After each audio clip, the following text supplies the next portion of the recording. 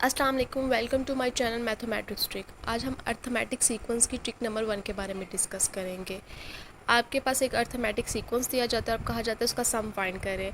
तो बनस्बत इसके कि आप सारी वैल्यूज़ को ऐड करें, बहुत टाइम टेकिंग होता है अगर आपके पास बहुत ज़्यादा एक सीरीज़ में आपके पास वैल्यूज़ गिवन हो। तो सम के लिए हमारे पास एक फॉर्मूला होता है एन टर्म्स के लिए, एस सब्सक्रिप्ट में n equal to n into a one plus a n over two. A one यहाँ पे हमारे पास फर्स्ट टर्म को रिप्रेजेंट कर रहा है, ए एन फाइनल टर्म को, एन हमारे पास जो नंबर ऑफ टर्म्स होंगी एन उसे रिप्रेजेंट कर रहा है, और जो आंसर आएगा उसको डिवाइड कर देना अपने 2 से। तो इसके रिलेटेड एक क्वेश्चन देखते हैं। कहा गया है कि find the sum of the following 20 terms. अब यहाँ पे जो 20 टर्म्स है, टर्म्स का मतलब यहाँ पे हमारे एन की जो तादाद है वो है 20, और जो सीरीज़ है वो है 8 से 206 तक। तो आपने फॉर्मूलाज में देखना है कि हमारे पास रिक्वायरमेंट के मुताबिक हमारे पास एन 20 है, ए वन हमारे पास 8 है फर्स्ट टर्म जो है, और ए एन हमारे पास फाइनल टर्म वो है 206। हमने वैल्यूज़ को पुट कर देना है फॉर्मूले में। पुट किया, आपने इसको ऐड किया, मल्टीप्लाई किया और डिवाइड किया, तो आपके पास आ गया 856। अब यहाँ पे S20 टर्म्स के लिए भी हमारे पास जो आंसर है 856 है। आपके पास कोई भी टर्म्स हो, 206 से भी अगर ज़्यादा टर्म हो, या आपसे कहा जाए 24 टर्म्स तक या 36 70 तक, आपने ये फॉर्मूला यूज़ करना, आपके विद इन सेकेंड्स आंसर आ जाएगा। लेंथी मेथड की तरफ जाने की बिल्कुल ज़रूरत नहीं है। आज हम अर्थमेटिक सीक्वेंस की ट्रिक नंबर 2 के बारे में डिस्कस करें। ट्रिक नंबर 1 में हमने सम ऑफ टर्म्स फाइंड किया था, लेकिन यहाँ पे n term of the sequence find करेंगे। अब आपके पास इसका फॉर्मूला आता है a n equal to a one plus into n minus one into d. यहाँ पे जो ए है ना वो प्रेजेंट कर रहा है हमारे पास एन टर्म को, जो हमने फाइंड करने हैं।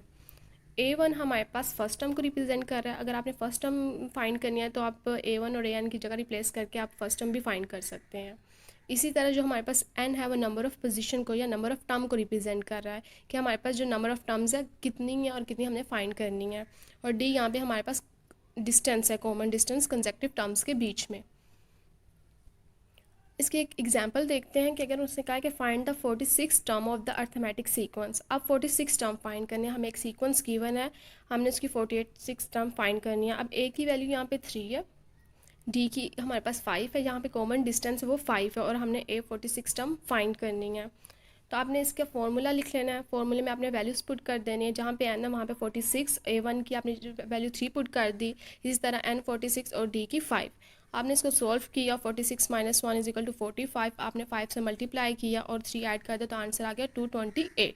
ये हमारे पास n term of the sequence arithmetic sequence की उसके बारे में डिस्कस किया। तो और जो थर्ड ट्रिक है उसमें अगर फर्स्ट टर्म फाइंड करनी है तो उसका फॉर्मूला डिस्कस करेंगे, उससे रिलेटेड एक क्वेश्चन करेंगे।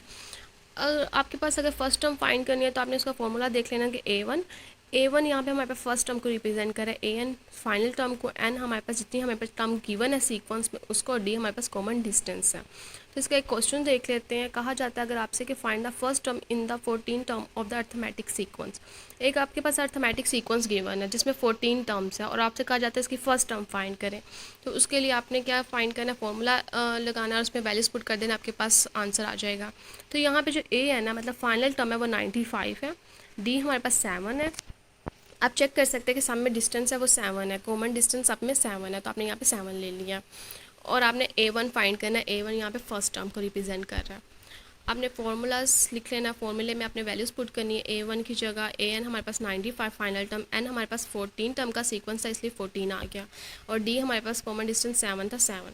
जब आपने 14 में इससे माइनस कर दिया 1 को 13, आपने इसको फर्दर सॉल्व किया तो ए वन हमारे पास 4 आ गया। मतलब जो फर्स्ट टर्म थे अर्थमेटिक सीक्वेंस, उनका सीक्वेंस फाइंड करना, तो उसके लिए कौन सा फॉर्मूला होता है।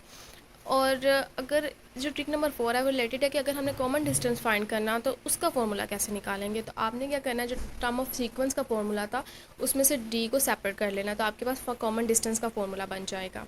अब इसका एक क्वेश्चन देख लेते हैं। अगर आपसे कहा जाता है कि आपके पास टर्म ऑफ सीक्वेंस 45 टर्म्स है, आपके पास सीक्वेंस की वजह 24 है, और 24 से 112 तक है, तो यहाँ पे जो ए एन है फाइनल टर्म है वो 112 है, और हमने कॉमन डिस्टेंस फाइंड करना है, और जो फाइनल टर्म है 24 है। आपने सिंपल सा फॉर्मूला लिख लेना है। फॉर्मूले में अपने वैल्यूज पुट करनी है। ए एन यहाँ पे हमारे पास फाइनल टर्म को वैल्यू पुट कर देनी है, ए वन पे आपने 24, और एन हमारे पास जो टर्म्स थी 45 थी।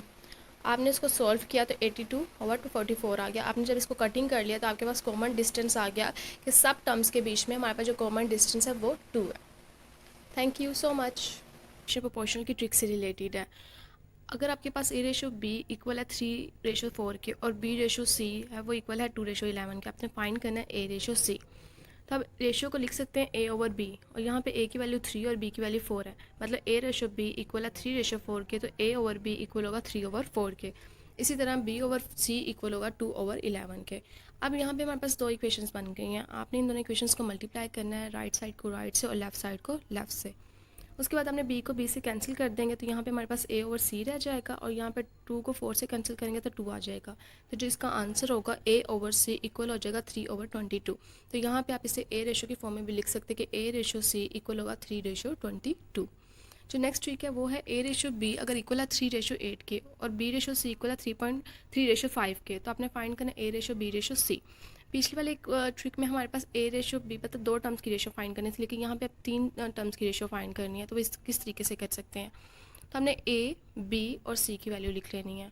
अब यहाँ पे A की वैल्यू 3 है और B की वैल्यू आपके पास 8 है, मतलब A/B इक्वल है 3/8 के। इसी तरह B/C इक्वल है 3/5 के, तो B की वैल्यू 3 आएगी और C की वैल्यू 5। अब हमने 3 को 3 से मल्टीप्लाई करना है, तो आपके पास आ जाएगा 9। फिर उसके बाद हमने 3 को 8 से मल्टीप्लाई करना है, तो आपके पास आ जाएगा 24, और 8 को 5 से मल्टीप्लाई करेंगे तो आपके पास 40 आ जाएगा। तो इस तरह A/B/C की वैल्यू आ जाएगी आपके पास 9/24/40।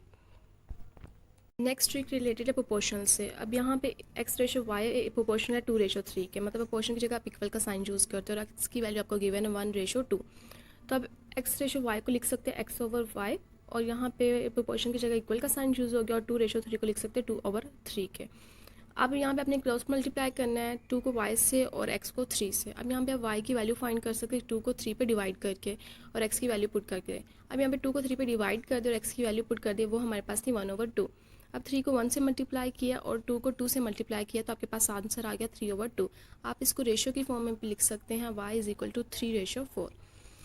यहाँ पे जो आपके पास क्वेश्चन है वो है कि 12/x प्रोपोर्शनल x/2, तो आपने फाइंड करना है वेरिएबल x। तो आपने क्वेश्चन को एज इट ही लिख देना है। जो हमारे पास कॉर्नर्स वैल्यू मतलब एक्सट्रीम वैल्यूज़ होती है, आपने उनको एक साथ मल्टीप्लाई करना है, और जो आपके पास मीन वैल्यू होती है जो आपके पास सेंटर में होती है, आपने उनको एक साथ मल्टीप्लाई करके इक्वेशन के एक साइड पे अपने एक्सट्रीम वैल्यूज़ को मल्टीप्लाई करके लिख देना और एक साइड पे अपने मीन वैल्यूज़ को।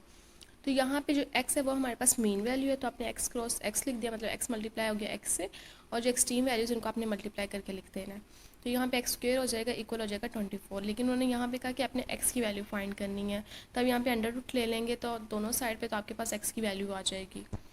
इसी तरह जब नेक्स्ट क्वेश्चन है, अब यहाँ पे ओवर की फॉर्म में है कि अगर हमारे पास 1/5 ratio 1/x proportion 1/x ratio 1/5 है, आपने फाइंड करनी है वैल्यू x की। अब यहाँ पे भी सेम ही वही ट्रिक यूज़ करनी है कि हमारे पास आपने क्वेश्चन लिख दिया, आपने एक्सट्रीम वैल्यूज़ को मल्टीप्लाई करना है, उसके बाद मीन वैल्यूज़ को मल्टीप्लाई करना है। यहाँ पे जो हमारे पास एक्सट्रीम वैल्यू 1/5 और 1/5 है, और मीन वैल्यू जो आपके पास है वो है 1/x और 1/x। आपने 1/x को 1/x से मल्टीप्लाई कर दिया, इक्वेशन की एक साइड पर लिख दिया मीन वैल्यूज़ को मल्टीप्लाई करके, और दूसरी साइड पर आपने लिख दिया एक्सट्रीम वैल्यूज़ को मल्टीप्लाई करके। तो ये आपके पास हो जाएगा 1/x² इज इक्वल टू 1/25।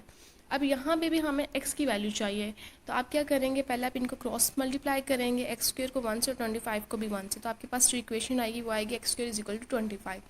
उसके बाद आप दोनों तरफ अंडर रूट ले लेंगे, अंडर रूट लेने से आपके पास आंसर आ जाएगा x is equal to 25, x का स्क्वायर का आंसर आ जाएगा 5। अब आपके पास है नेक्स्ट क्वेश्चन है डिवाइड 144 इन द रेशियो 2:3:11। ये आपके पास ट्रिक इंपॉर्टेंट है कि अगर आपके पास एक रेशियो गिवन है और आपने कहा उससे कहा गया है कि उसको डिवाइड करें 144, इसका फॉर्मूला सबसे पहले आप याद रख लीजिएगा कि x आपने सबसे पहले फाइंड करना होता है स्टेप 1 में। स्टेप 1 में अब जब आपने x फाइंड करना होता है तो ऊपर टोटल वैल्यू आती है और नीचे सम ऑफ रेशियो आता है। यहाँ पर टोटल वैल्यू 144 है और जो रेशियो है हमारे पास उनका सम आपने कर लेना है। सम किया, उसको सॉल्व किया तो आपके पास 9 आ जाएगा, मतलब x की वैल्यू आपके पास क्या आ गई 9। अब सबसे पहले आपके पास जो रेशो गिवन है 2:3:11, इन सबको आपने पहले x से मल्टीप्लाई कर देना है। 2x/3x/11x। अब यहाँ पे आपके पता है x की वैल्यू हमारे पास क्या आई 9।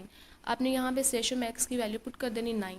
तीनों में जहाँ पे 2 × 9 आ जाएगा, रेशो 3 × 9 और 11 × 9 आ गया। आपने 2 को अंदर मल्टीप्लाई कर देना है, तो आपके पास रेशो आ गई 18, रेशो 27, रेशो 99। आप यहाँ से चेक भी कर सकते हैं, अगर आप 18, 27, 99 को ऐड करें तो आपके पास दोबारा 144 ही आ जाएगा। तो आपको पता चल जाएगा कि आपका क्वेश्चन ठीक है कि नहीं। अगर ये आपको ट्रिक पसंद आई है तो चैनल को सब्सक्राइब